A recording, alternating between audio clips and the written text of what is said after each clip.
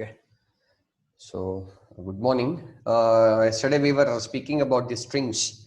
So let me continue even today with the strings. Then we will switch over to the functions concept. Yesterday probably I had completed with to check whether if it is a lower or if it is an uppercase, to convert it into a lowercase, to convert it into an uppercase. So there is a few more things which has to be discussed. I mean, I would like to specify. See, there are some of the functions which are especially available in Python. Say I am going to type the text Python. Programming is fun. Python programming is fun. And what I have to do is I have to split this. I mean, I want to divide this individual. See, this is entire string, right? So identifying once the space is created, now this will be identified as one word. This will be identified as another word. This will be identified as another word, and this will be identified as another word. So I would like to split. So to split, I'm going to make use of a function called as a split. I'll just run this. So I'll just make use of a print statement. Just a minute. Sorry. I'll just continue and okay, I'll just run this. Now what you can notice is it literally becomes like a list. Individual elements. Now this is one particular string, this is another particular string, and this will be another particular string. So it becomes an individual elements. Okay. So we have an inbuilt function called as a split, where your entire sequence of text will be divided into a list of elements, and it will be stored in terms of a list itself. So now this is a single element in the list, and this is a single element in the list, and this is a single element in the list, and this is a single element in the list. Okay. Then there is one more thing what I would like to specify is, say for example, I have a number like this.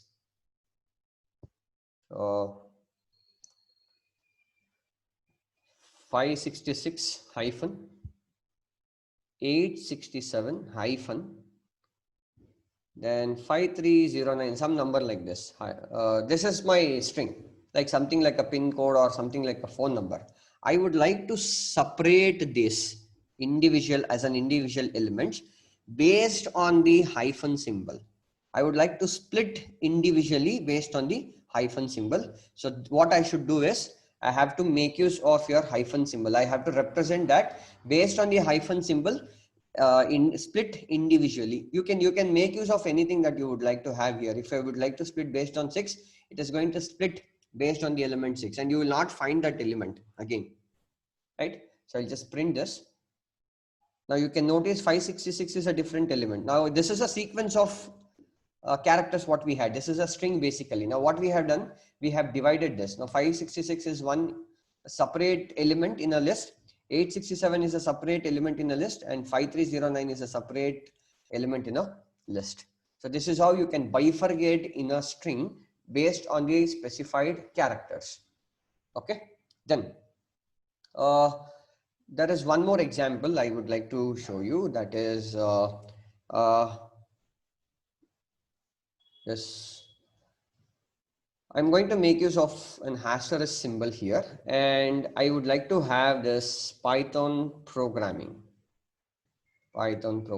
and so now I would like to remove this. To remove this particular characters, what is this asterisk symbol, that whatever that I have used, I would like to remove this from the given string. So to do that, what we have is, we have something called as a strip. Strip is an inbuilt function what we have, and you have to specify which is the character that you would like to strip. I mean, you would like to remove it. Okay. So to do that, so split is a different and strip is a different inbuilt function which is available for your string. So make use of strip so that it is going to remove the specified characters in a given string. Just run this. So now you can notice that all the asterisk symbol which has been specified to remove is totally removed. Now it is going to display as only Python programming. Okay. Then We also have some of the functions. Let me show you those functions. Like, let me have a string called as have a nice day. Have a nice day. This is my string, what I'm going to have. Now, as a part of it, I'm going to make use of print statement and check str dot whether it starts from, I mean, your string starts from have or not. Starts with is an inbuilt function. Whether your str, I'll make it as str1 because it is a function. Str starts with, check whether it starts with, and say run. Right? So yes, of course, my given string str1 starts with have, hence I got the output as true. Right? You can notice that we are just checking whether our string one begins with have. Yes, yes, it starts with have, hence our output is true. Okay, so like this, we have a set of inbuilt functions like I will also come with, I will also explain you about hinge with. I'll come to that. Before that, let us see few more inbuilt functions that are available. Say print. I have something called as I'll just take some text like I love Python. H-O-N. Okay. Now I would like to make the first character as capitalize and rest of them as a lowercase. Only the first letter in the sequence has to be made as a capitalized, and rest of them has to be lowercase itself. We have something called as capitalize. Use this. Just print this. So now you can notice, except the first character, since the first character was in a lowercase, now it has been converted into an uppercase, and rest of the characters, see here you have a sequence combination of both uppercase and the lowercase, and all the other characters are converted into a lowercase itself. We are asking to convert only the first character as an uppercase, and rest of them will be retained as a lowercase itself. Rest of them will be converted into a lowercase. Okay. Right? Any doubts? But here, like suppose capitalize, it is something applicable to only sentence. Yes, Beginning the letter will be converted into capital. Yes. Anything, even if for that matter, it is like Python. The first character in the first word will be converted into capital letter. Okay. So these are the different options which we have in MS Word. So that's how they have built in. I mean, they do have some inbuilt functions in the programming language. We can make use of these inbuilt functions. If I'm, say, for example, I have to create a notepad of my own. I have to make my customized notepad. So I can make use of a programming language like Python and create an interface using a tkinter. Tkinter is an inbuilt function, I mean, inbuilt library functions for creating a user interface. And you definitely need, like, I would like to make a capitalize of the first letter in the sentence if there's something goes wrong. So you can create an icon, and for that, when you click on the icon, this particular function has to be executed. So this is how we make use of it. Okay. Then clear, ma'am? Yes, sir. Yes, sir. Oh, okay. Now I have something called as centered. This is my something like centered. This is my I mean, what is that? A string. So what am I going to do is I'm going to make use of center as an inbuilt function and specify 20 comma star. So what might be the output? Any guess? Any guess?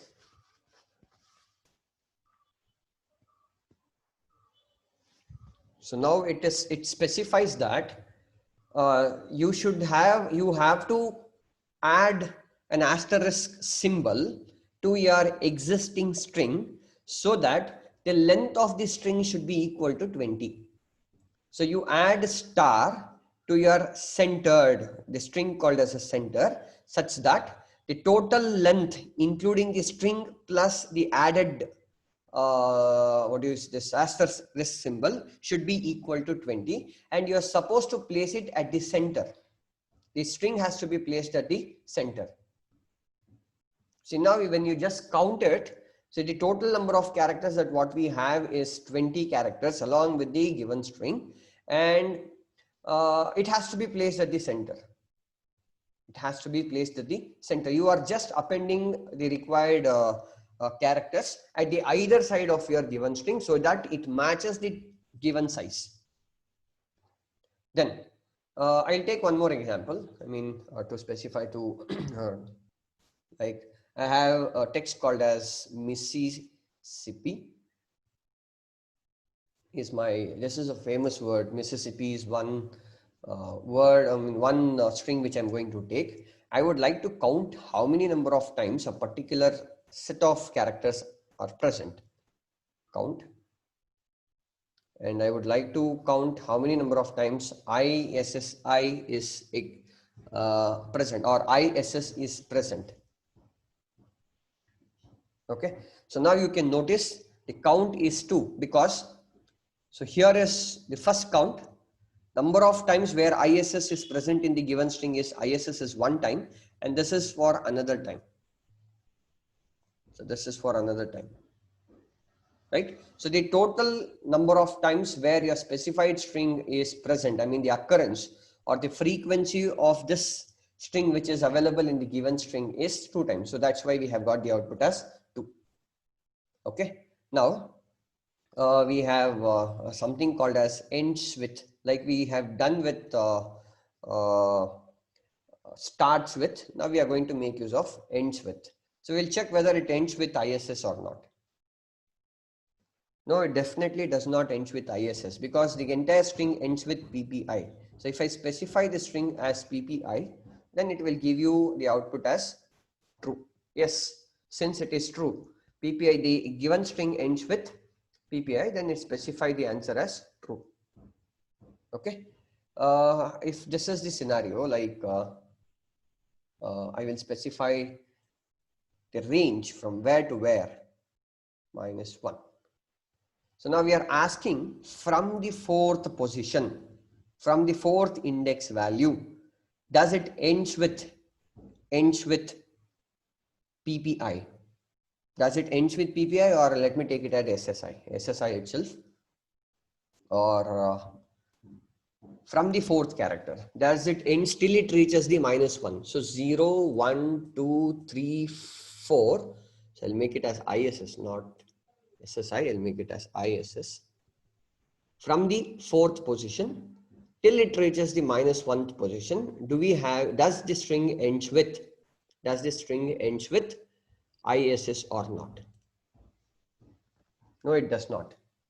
It is not going to 0, 1, 2, 3, 4.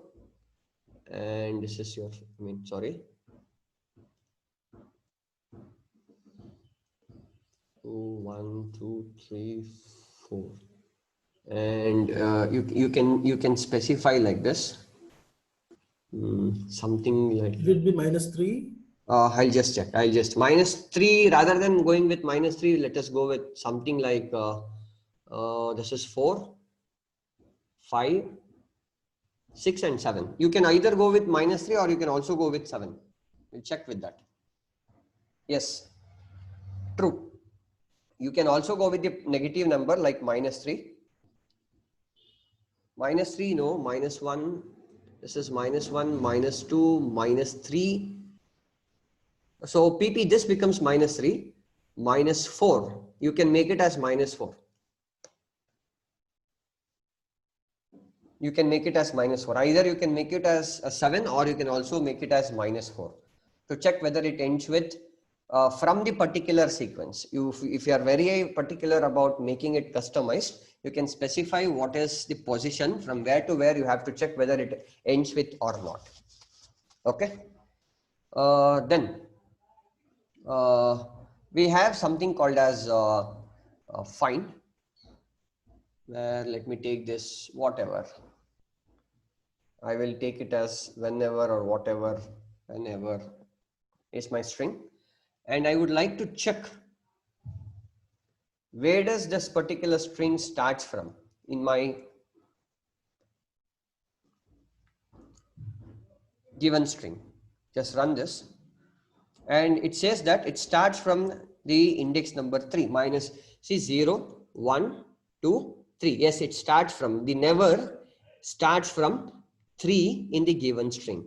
In case if you do not have the particular sequence that whatever that you have given in the string, by default it is going to return if does not exist. The sequence that what you have given, if does not exist, by default it is going to return the value as -1. Okay, so I'll say I'm just going to make it as end.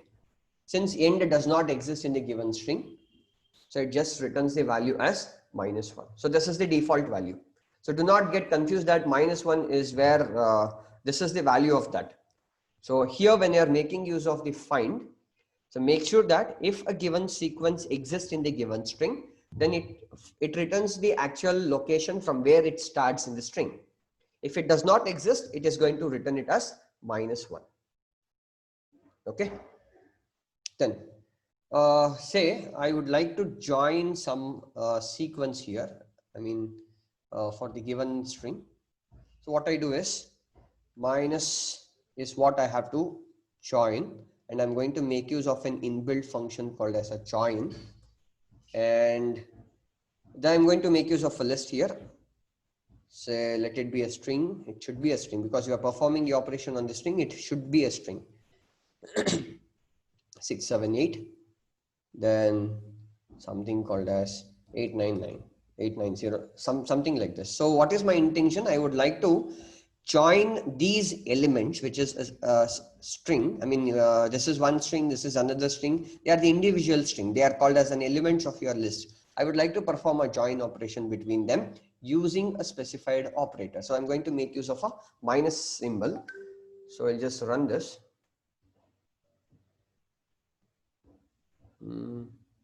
Okay. Yes, now you can notice. See, 555 where it is being joined together with the help of the specified symbol. Right? You can also make use of some other symbol whichever is required for you. Okay. So this is how you can make use of a join operation to merge the different. If you want, you can also make use of a space if you need. Just run. Combine together. If you need a space, just put a space in between, then run. Then you will have a space in between. You can specify whichever the character that you would like to. So you'll add a and then run. So in between the characters will be added. The specified characters will be added. Okay. The next one is what am I going to do is I would like to replace a specific character. So I will take the same previous one whenever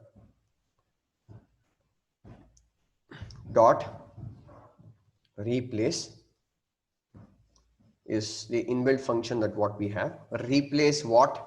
I would like to replace EVER.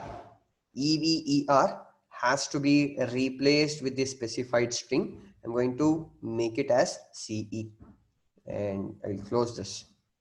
So in the given string, EVER pattern will be replaced with the specified pattern.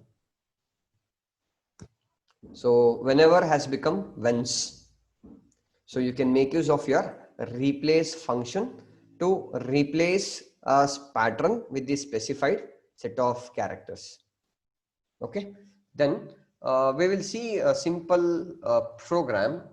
We are very familiar with this palindrome function.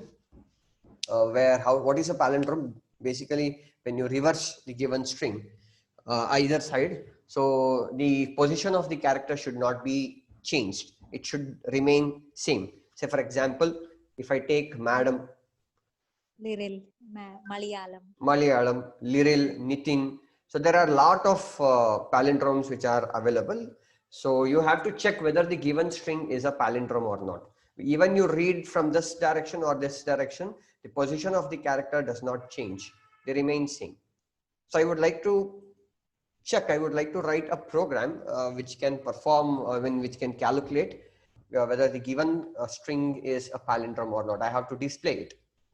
So I'm going to take a variable called as a string1, and I will make use of an input statement and say enter the string,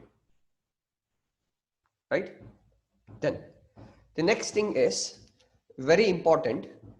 You have to first check with whether you would like to perform this comparison operation in terms of a case sensitiveness or not. Say when you give your string, irrespective of the what you call it as the case sensitivity, either it is an uppercase or lowercase, you have to find whether the given string is a palindrome or not. So I have to eliminate this case sensitivity in my string. So in that case, what am I going to do is string1 equals to, I have an inbuilt function called as a case fold. Case fold will eliminate the case sensitivity. It is least bothered about whether the characters in the string is an uppercase or a lowercase. Now what we have done, so whatever the string that you have given into str1, so after I'll also show you what happens if you do not use this later.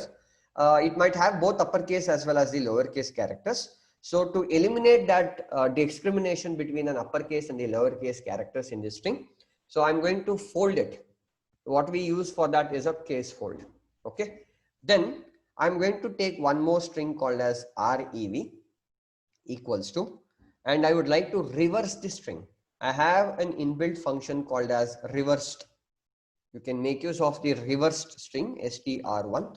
Now what I do is I have two different strings here. One is the string 1, the other one is the reverse of the given string 1. Right? Two strings are available.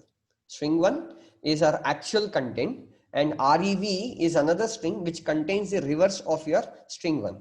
So now we are supposed to compute or find or compare reverse and str1 to check if they are same or not.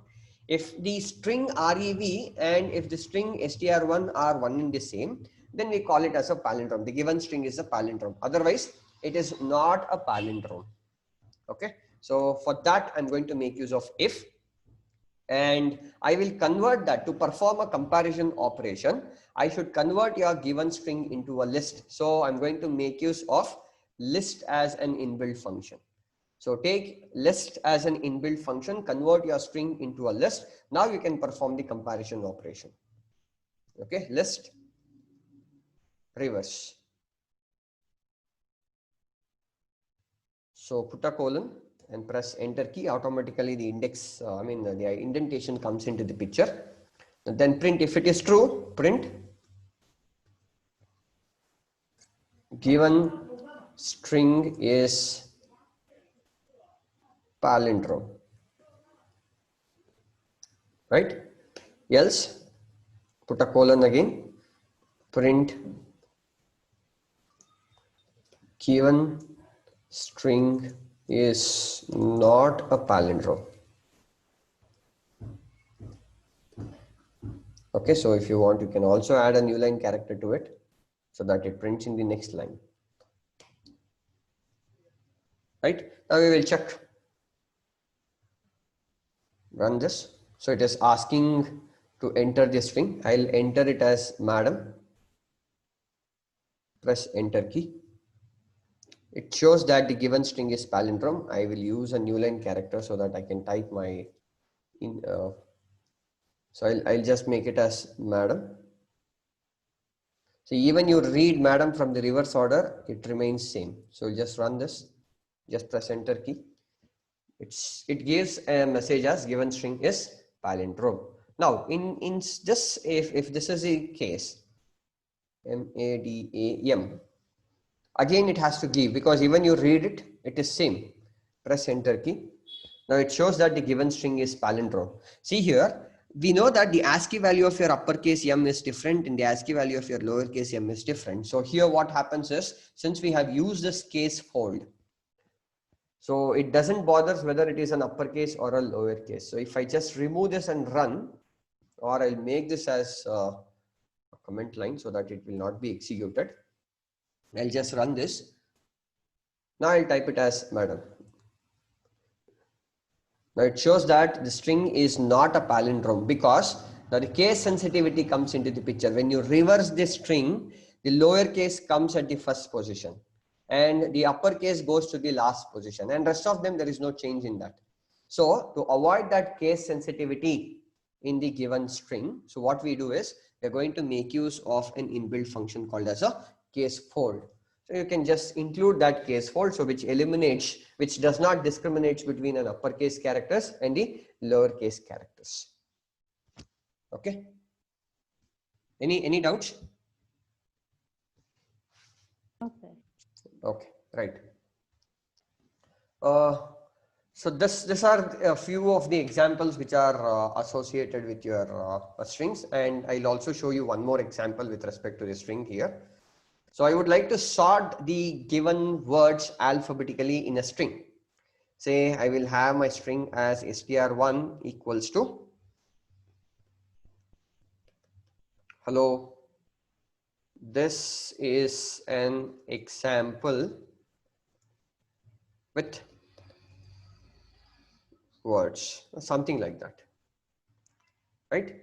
Now, as we have seen, we have made use of, I am going to make use of a term called as a words here, word, which is equals to, I'm going to make it as word, and I'm going to divide this, I'm going to split this as an individual element.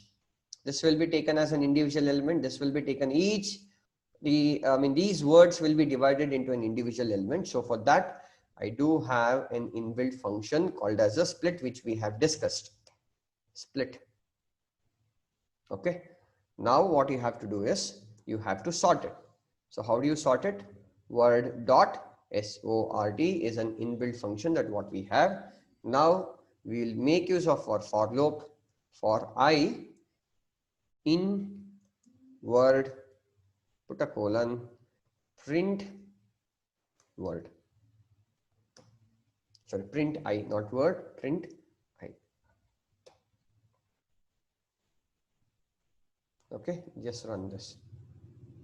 See, now you can see individual elements are broken down and it has been displayed as a single words, right? So this is how you can make use of your split function, right? So now let us move on to the last concept of this session, that is functions. What is a function? How do you define a function? In any programming language, this function, we have two different types of functions. One is a user defined function, the other one is a built-in function. Basically, what is a function and what is the use of these functions?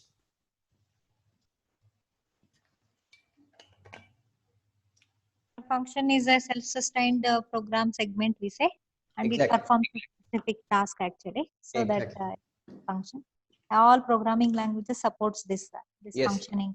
Yes. Each programming language has its own unique features. Yes.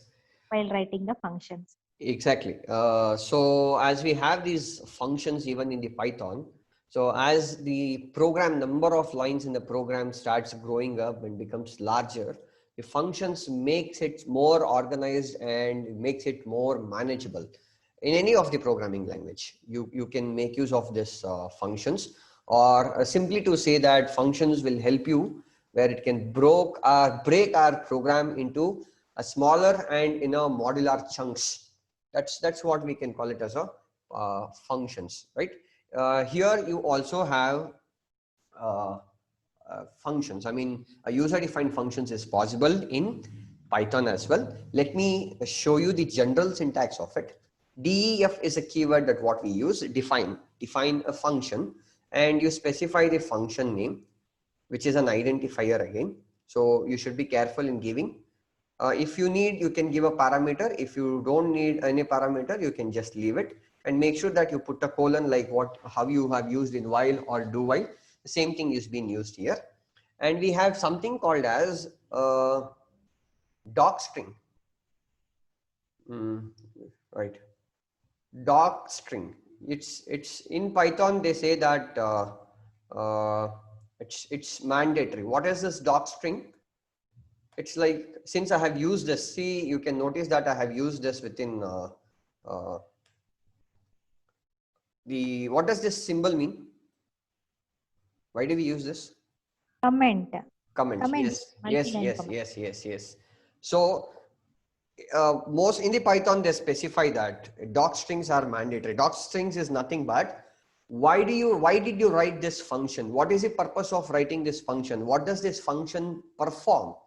So that's what it expects. See, it's not mandatory that you have to do it. As a good programmer, it expects that why did you write this function and what is the function of this what is the task of this particular function. So that has to be written as a doc string, right? So it's not required that you have to use it. It is all left to you, and you always have a statement.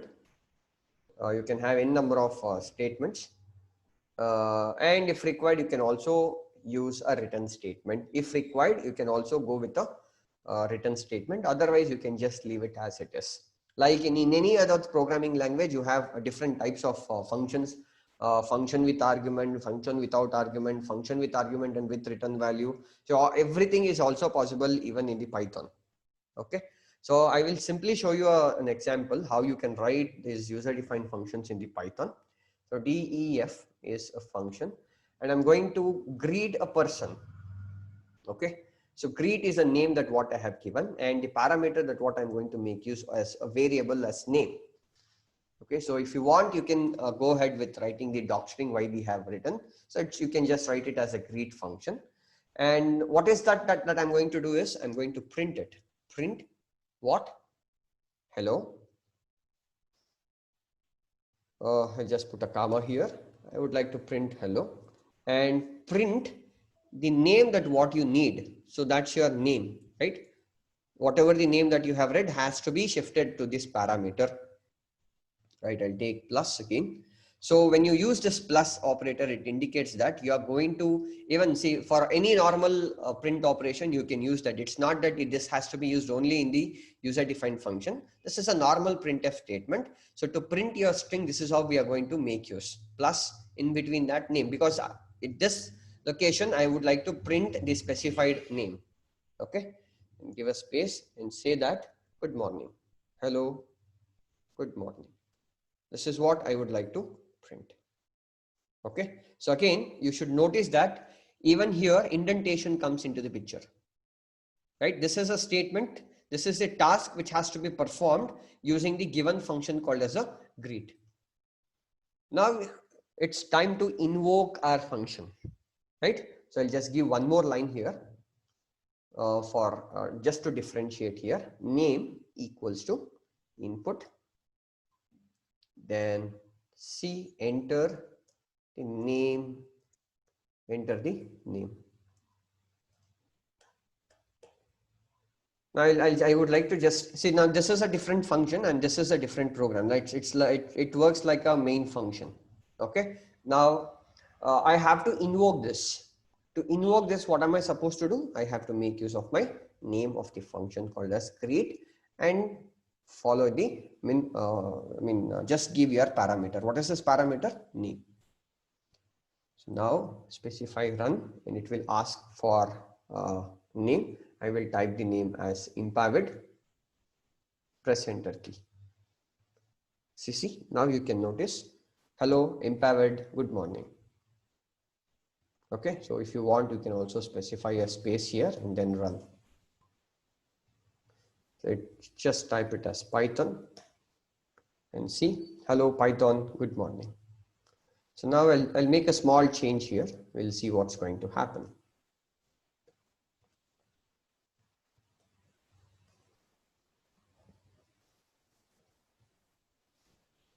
Same thing. See here, we have something called as an actual argument and the formal arguments even available in C or C++. See, the name given to your actual argument and the formal argument can be same or it can be different, but their data type should not be changed. That's the core factor, and the core factor will not be changed in any of your programming language. That will not be changed. Okay, so see this variable name given and this variable name given should the names can be changed, the variable names can be changed, but the data type should not be changed.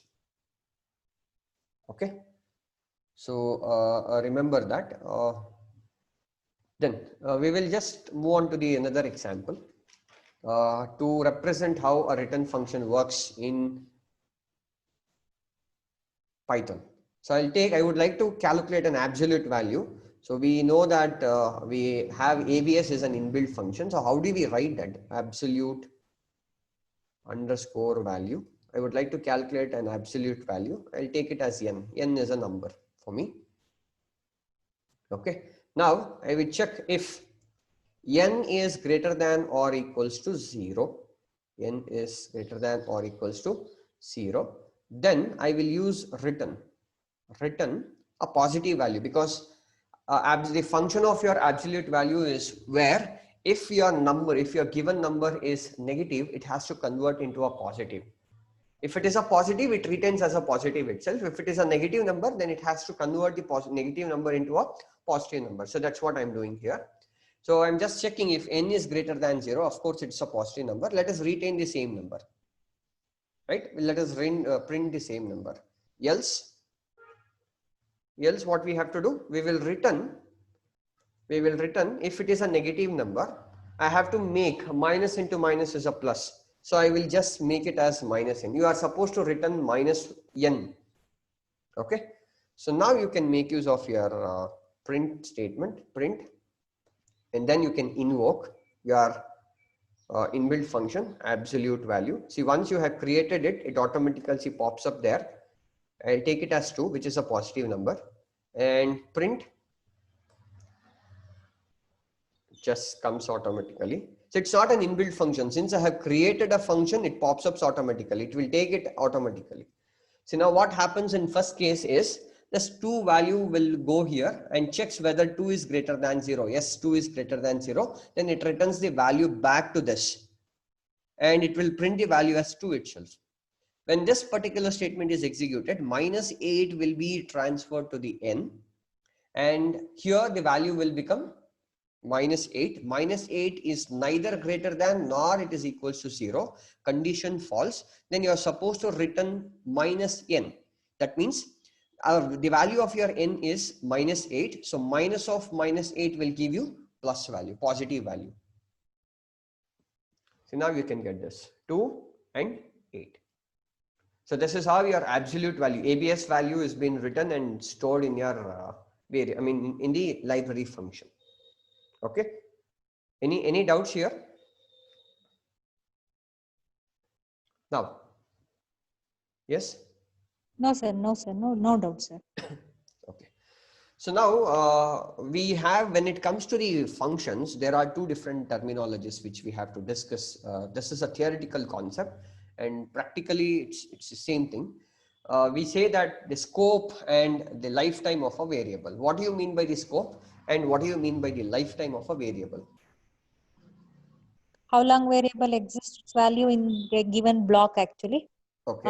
Or whether the variable is alive and active throughout the program or only within the block. Exactly. So scope of a variable is basically, it's a portion of program where a variable is recognized, in which portion of a segment where your variable is recognized.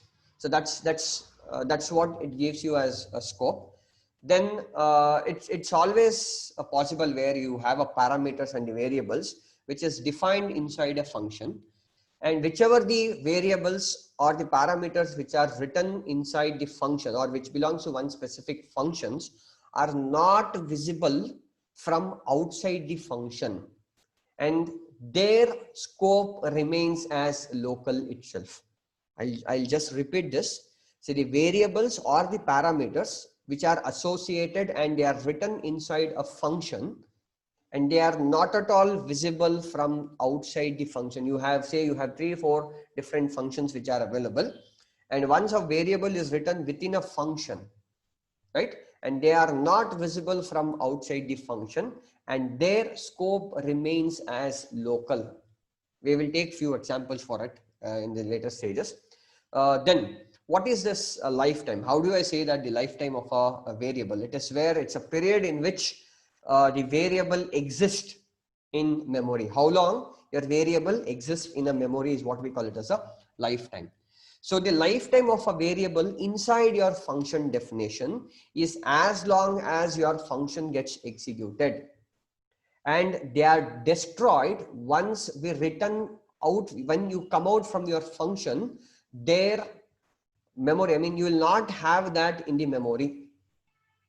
So I'll just repeat. See, the lifetime of a variable which is written within the function is as long as your function gets executed.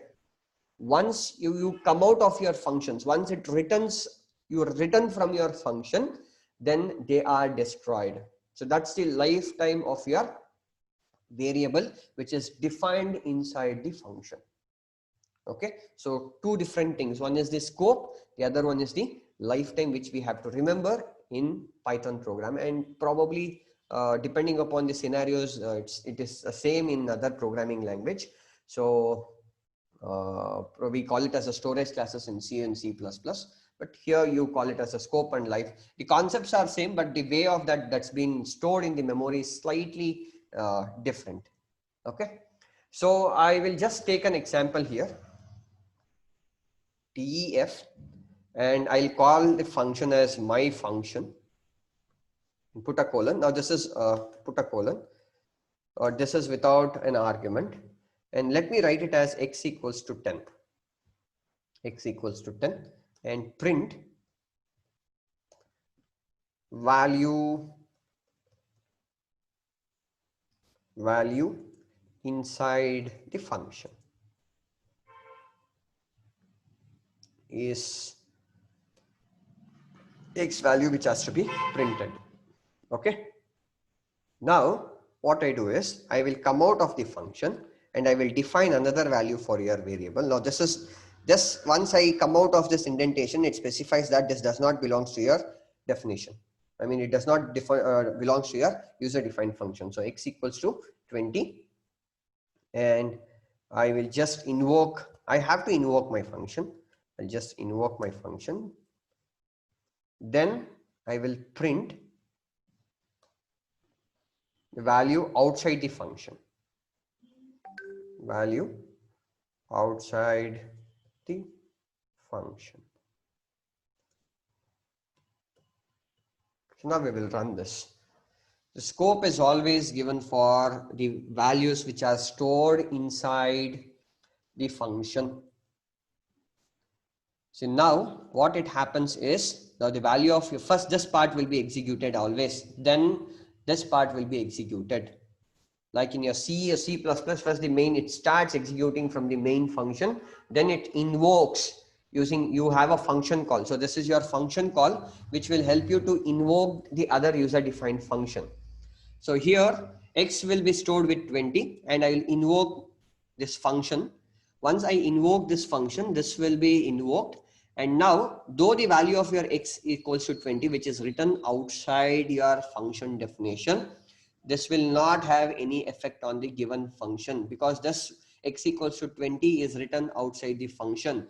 Priority is always given for the values which is stored inside the function. The scope is always for the values which are stored in the inside the function. First priority is always for the values which are stored, which are defined inside the function. Then the scope is a different one. Okay, so now it's been written outside. So first time this will be printed, value inside the function x, that will be printed, and then the statement will be executed. Print the value which is outside the function. So what is the value which is present outside the function? It is 20. Okay, so this is how your scope. And once you execute this, I mean, once you come out of this, its value does not remain it as, because it's, you have come out. Once your x value has been printed, as I told you, that it will be destroyed. Once it prints, and the value of your x will be destroyed. I mean, it is no more exist in your memory. If you again execute it, again the memory will be allocated for your x, stores the value of your x as 10, then it performs the operation. Okay. How about this global variable concept? I'll come to it. I'll come to Sir, it. pointer also there in Python. Pointer. Everything, not like a pointer. You don't have a concept like a pointer, because entire concept is based on an object oriented program. So you don't have a concept of pointers in the Python. It's because everything is dynamic. Why we use pointers is because for the dynamic memory allocation, right? The basic principle of using the pointers is because of dynamic memory allocation, and you can control your hardware components in an efficient way. But the entire Python program directly works as an object. See, X is an object here. It's, though we consider it as a variable generally, but Python considers it in terms of a pointers, where we don't have the pointers concepts in object oriented program, right? I mean, if exclusively for an object oriented program, you don't have a pointers. You can implement, I mean, in the classes and objects, definitely you can have your pointers concept, but when it comes to your Java or Python, you don't have this pointers concept.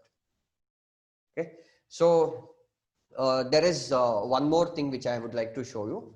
I'll just start with any other questions? Okay. So I have one more function called as greet, and say it as name. And then here there is a possibility where you can assign a value for your parameter itself directly. The value for your parameter can be directly stored, and I'll make it as good morning.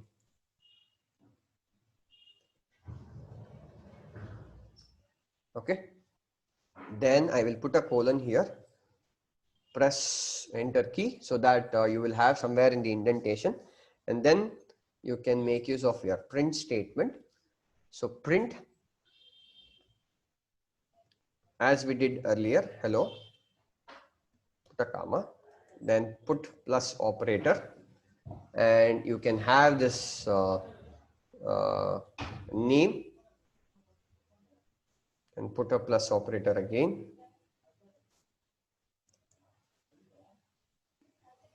Okay, then put a comma to present a differentiation between the name and the message, what we are doing.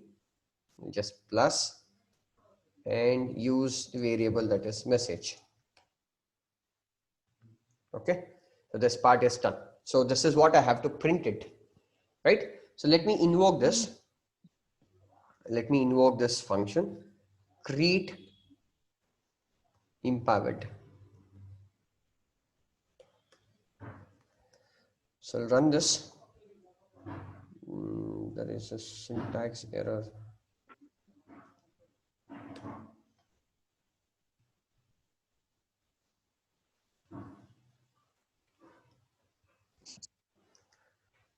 Okay, 1 minute. I'll just remove this. Sorry. That should be there.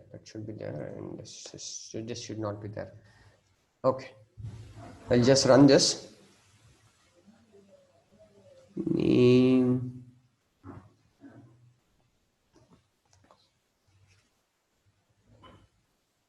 plus operators. Okay, now it's fine. Now it's working fine, right? So now what happened is, initially we had already given a value for your message as good morning itself, and the first one was invoked based on passing the value to your argument. But your second argument is, by default we have given a value here, which is good morning.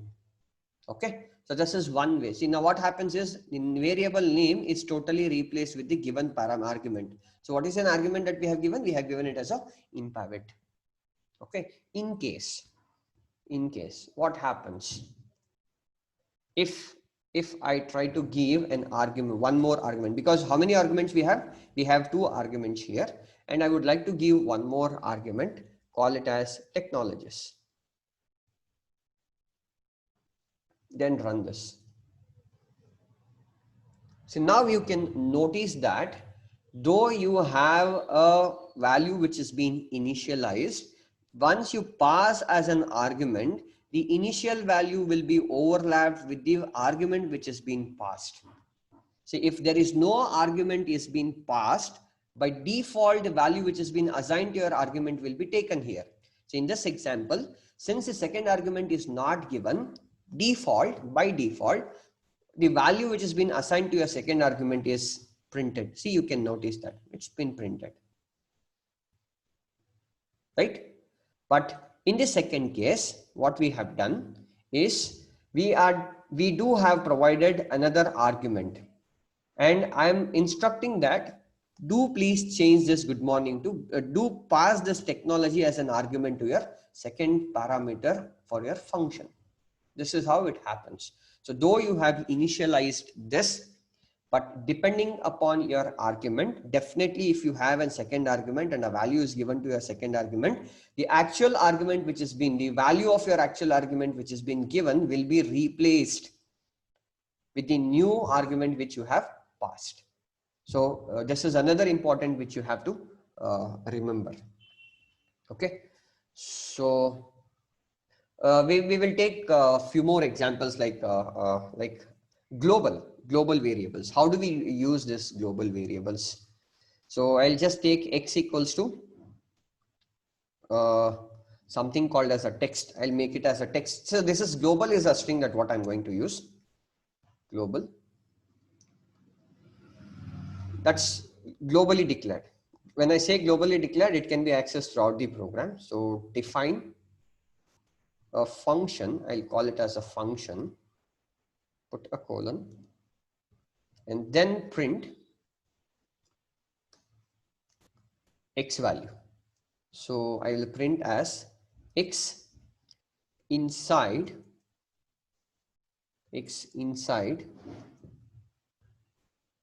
put a colon, and let me display the value of your x. Okay. So now this is done with my defining the member function, defining the function inside the class definition, only the normal definition, right? Now I'll invoke this. I'll invoke this function, and then I'll again try to access this outside the function.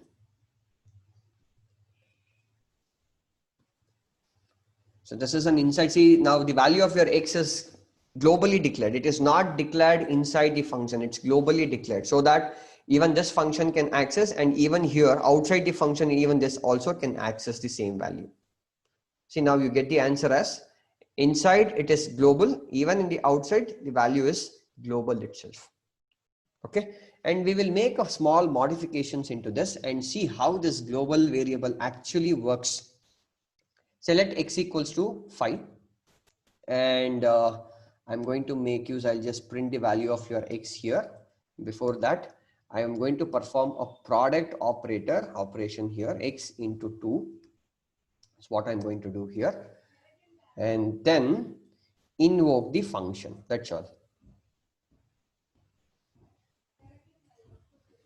Now you get an error. What is that error? Unbound local variable x referenced before assignment. So when you are trying to perform an operation inside your function with a global variable, it is not possible. You cannot perform the operation directly.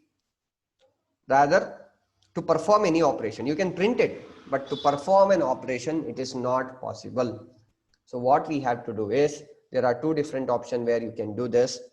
First and the foremost thing is you have to assign the value even locally. So this is one option that what we have. And then to eliminate this unbound local error, this is one option that what we have.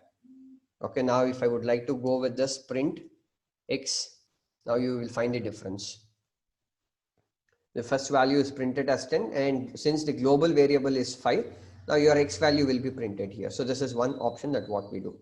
Since I have already created globally x equals to 5, and this global value has to be taken inside your function definition. So to do that, what we are supposed to make is, we have a keyword called as global. Make use of a keyword called as a global, so that now your value of x, which is created globally, can be accessed even inside the function. Right? Rather than again assigning x equals to 5. So with the help of global, you specify that I would like to access X, which is a global variable inside the function. So this is the inbuilt function that what we have, and specify run. See now globally and even outside the function, the value is being modified, right? So whatever that is being affected here, even it is also affected here, because we are invoking and making this X again as global. Even this value, whatever the modified value that we have got here, it again becomes a global variable which is accessed globally even outside the function. Okay, so this is another method. So if you would like to protect it, not making it as a global, then even here you have to assign it as X equals to 5. Now it will give you a different value.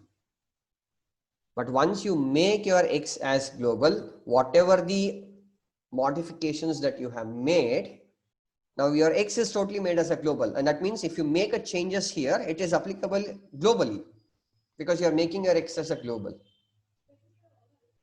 So now you get the answer as 10 and 10. Okay.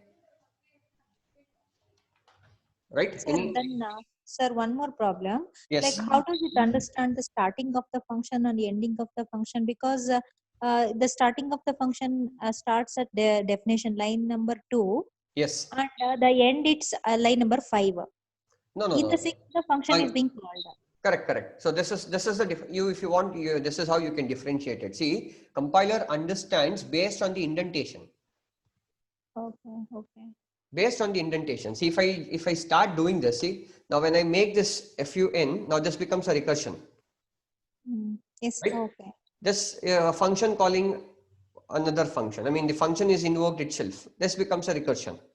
Right? Yes, So you can differentiate between a function, the statements within the function, and the statements which does not belongs to the function is literally through indentation. Okay. There is no concept of main also, right? Everything No, it is written and this it is called. this is a main function now. Okay. This is a main function. Right? Whichever the statements that you have written outside your definition, I mean outside your user defined function, now this is a concept of your main function. Okay. Because entire Python works on the interpretation, not as a whole program will be converted into machine level language. Okay. So now we'll take the concept of the recursion. So as we recursion is, as we know that a function calling itself is what we call it as a recursion. So DEF, and I would like to calculate the factorial of a given number. I'll take X as a variable and put a colon. Now your definition starts. If X equals to 1, then you can return, because the factorial of 1 is 1 itself, right? So you can return it as 1, right? Else now you can use return as that. How we write it in your C program or C++, the statements are very similar to that. Return fact X minus 1. X minus 1. Yes, exactly. Fact X into fact of X minus 1. The same thing, right? Now this is the end of your recursion function. That's all. So return 1, no? There actually after X is equals to 1, return 1 should be given, no? Sorry. Yes, return 1 should be there. Sorry, I didn't see that. Now this is the end of your recursion function. So you can notice that there is a small space here, like a line has been created, indicating that's an indentation for your if statement and an indentation for your else statement. Now I can give num and read it as int input, enter the number, and you can have a new line character. Okay. Then what I should do, the next thing is I would like to invoke it. So how would I invoke it? Yes, print fact of pass this number. As simple as that. So it will ask you 5, let me press 5, and it will give you the output as 120. Okay, very simple one, very simple one. This is how you can use your written statement, right? Any other doubts? X doesn't require any open bracket or something. Return statement Nothing, does not. nothing is required. If you want, you can add it. It makes no difference. It makes not do not makes much difference. Okay. Any doubts? No, sir. Okay. You can create something like a modules as we did with our Python program. I mean, in the initial stages, I will just show you that how we can do it. I'll just close this. Around it's 3, right? The total number of elements which is present around I mean in the given matrix is 3 elements. There are 3 different elements here. So you can just make use of your length and identify the length of the, that means the total number of elements that is present in your first row, right? And this operation is very similar, but before you perform this operation, make sure that you create a list whose values are always stored into zeros. You should always have zeros. So you might get a question, is this always the questions? I mean, this is how we have to always read an matrix, manually give it. No, we have a concept of NumPy. In Python, we have a concept of NumPy, which is totally a different concept. It does not comes in the basics parts of your Python. So you can import that NumPy into your program, and then you can give whatever the values that you would like to store it in a matrix. But whatever the elements that you're going to store it in a matrix, it's always considered, it always reads in terms of a list, right? So now it performs an addition operation between these two matrices. So you find the length of the matrix. That means that number of times my I loop has to be executed. And for each I loop, 3 times the J loop has to be iterated, because first row contains 3 elements, second row contains the 3 elements, and third row also contains the 3 elements. So you should be very careful in doing that. So you are not supposed to give it as length of X itself. So you will not get a proper answer, because you will have more number of elements there. The more permutations will be taken place, and it will also give you an error message. So just run this. Again, your output will be displayed in terms of a list itself. It's a sequence of list. Matrix in Python is represented in terms of a list. Okay, so this is how you can execute your matrix. But if you would like to really work on the matrix, then you are supposed to know about NumPy. NumPy is a very important thing which can be deployed. So when you are using your data science, when you are using your machine learning, when you are using an image processing concept, then you can make use of your NumPy, deploy your matrix, and perform the operations on your using your Python programming. Okay.